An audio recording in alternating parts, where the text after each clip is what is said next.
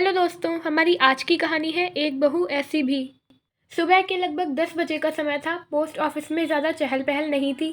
Post office के मेरे cabin से पूरा का पूरा पोस्ट ऑफिस मुझे साफ दिखाई देता था। मेरी नज़र एक 40 से 42 साल की महिला पर गई। दिखने में सीधी सादी, मेकअप रहित, प्रभावशाली व्यक्तित्व वाली, पहनावे से मध्यम वर्गीय लग रही थी। जिस तरीके से वह ऑफिस के कर्मचारियों से बातचीत कर रही थी, यद्यपि मुझे उनकी बातचीत सुनाई नहीं दे रही थी, उसके स्वभाव की नम्रता साफ झलक रही थी। थोड़ी देर बाद मैंने देखा तो वो बेचैन सी बेंच पर बैठी थी। शायद उसे किसी का इंतजार था। इतने में पोस्ट ऑफिस की एक एजेंट आई। उस महिला एजेंट से कुछ बात की और एजेंट ने अंदर आकर मुझसे पूछा, सर, इनकी आरडी मैच्योर हो गई है। लगभग 9,000 की रकम है, लेकिन शर्मा जी कह रहे हैं कि अभी कैश नहीं है। 11 बजे बैंक खुलने पर ही पेमेंट हो सकता है। सर, मैंने पार्टी को बताया था कि मैं उनका पेमेंट जल्द ही करवा दूंगी। क्या कहीं से कैश का बंदोबस्त हो सकता है? हालांकि इतनी रकम तो पोस्ट ऑफिस में रहती है, लेकिन पहले दिन बैंक की छुट्टी होने से आज कैश नहीं थी।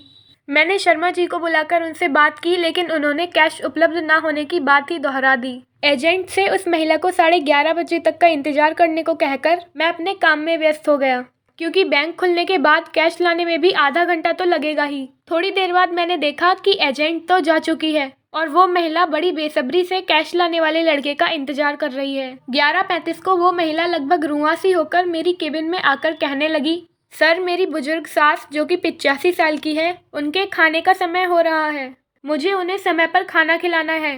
कैश आने में और कितना समय लगेगा? अब लड़का आता ही होगा। उसे देखकर सहज हाँ अनुमान लगाया जा सकता था कि उसके लिए एक एक मिनट कितना महत्वपूर्ण है। मैंने किसी बहू को सास को वक्त पर खाना खिलाने के लिए इतना व्यग्र होते हुए पहली बार देखा था। मेरा काम करने में मन ही नहीं लग रहा था। पूरा ध्यान उस महिला पर ही केंद्रित था।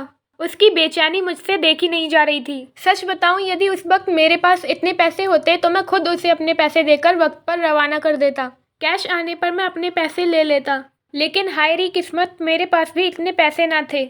मैंने उसे बुलाकर कहा, आप यहाँ हस्ताक्षर कर दीजिए ताकि कैश आने पर आपका उतना वक्त भी बचे। उसने हस्ताक्षर कर दिए और बेंच पर जाकर बैठ गई। 11:45 हो गए, लेकिन लड़का नहीं आया। अब उसका धैर्य जवाब देने लगा। वो मेरे पास आकर कहने लगी, सर, मैं अब और इंतजार नहीं कर सकती। मेरा घर भी दूर है, खाना बनाने में भी वक्त लगेगा। मैं कल आकर कैश ले जाऊंगी।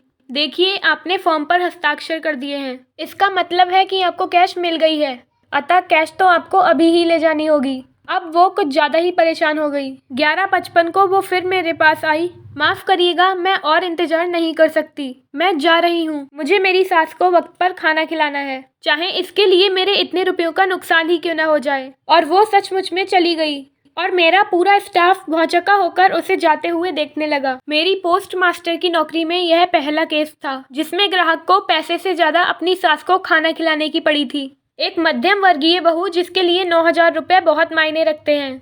पूरे 12 महीने थोड़े थोड़े पैसे जमा कर कर उसने यह राशि जुटाई थी। इतनी सहजता से पैसे छोड़कर कैसे जा सकती है? हम सभी को यह बात हजम ही नहीं हो रही थी। आज कल ही नहीं तो प्राचीन काल से ही सास बहू का रिश्ता कहलाता है, जिसे जैसे न चाहते हुए दोनों ही निभाती हैं। आए दिन हम सास बहू के अनबन के किस्से पढ़ते सुनते रहते हैं। थोड़े दिन पहले ही मैंने न्यूज़ में एक वीडियो देखा था जिसमें एक बहू अपनी बीमार और बुजुर्ग सास को पति की गैर मौजूदगी में खूब मारती है। ऐसे में मुझे अपने कानों पर, अपनी आंखों पर विश्वास ही नहीं हो रहा था कि ऐसी भी कोई बहू हो सकती है जो सिर्फ सास को वक्त पर खाना खिलाने के लिए। मैं यह सब सोच ही रहा था कि उतने में वह महिला और कैश लाने वाला लड़का दोनों ने एक साथ प्रवेश किया। हुआ ये कि जैसे ही वह महिला बाहर गई, वैसे ही उसे वह लड़का आते हुए दिख गया। हमने जल्दी से उसे कैश देकर रवाना किया। मुझे और मेरे पूरे स्टाफ को ऐसा लग रहा था कि जैसे हमने उस महिला को कैश सौंपकर बहुत बड़ा काम किया हो। अभी भी जब भी वो घटना याद आती है, तब आंखों देखी घटना होने के बावजूद भी विश्वास कर पाना कठिन होता है कि क्या ऐसी भी कोई बहू हो सकती है। आपकी इस कहानी के बारे में क्या राय है, कमेंट में ज़रूर बताएं। और वीडियो पसंद आए हो तो वीडियो को लाइक शेयर करें और चैनल को सब्सक्राइब करें। वीडियो को एंड तक देखने के लिए बहुत बहुत शुक्रिया दोस्तों।